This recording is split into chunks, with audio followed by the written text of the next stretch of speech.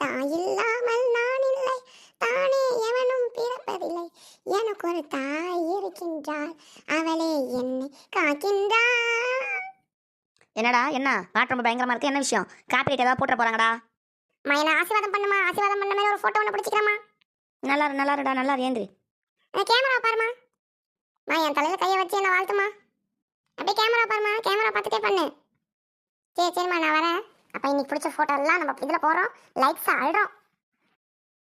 அம்மா, யார் இது? உங்க பையனா? ஆமாப்பா.